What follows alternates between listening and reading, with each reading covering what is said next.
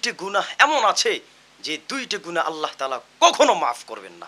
এমন দুইটি গুনাহ রয়েছে, এমন দুইটি মারাত্মক গুনাহ রয়েছে যে দুইটি গুনাহ আল্লাহ তাআলা কখনো মাফ করবেন না।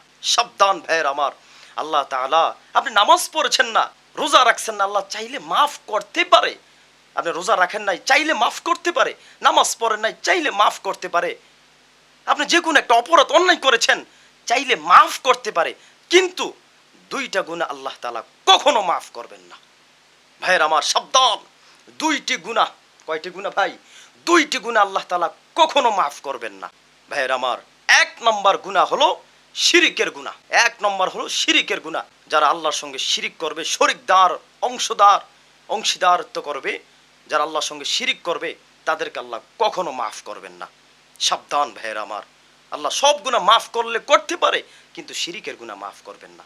এবার আসেন ভাইয়ের আমার, দুই নম্বর হলো বান্দার হক নষ্টকারী, আল্লাহ কখনো মাফ করবেন না। বান্দার হক নষ্ট যারা করবে, তাদেরকে আল্লাহ মাফ করবেন না। দুনিয়ার সব গুনাহ, অন্যায়, অপরাধ সব কিছু আল্লাহ মাফ করলে করতে পারে, কিন্তু আল্লাহ তাআলা দুইটা গুনাহ কখনো মাফ করবেন না।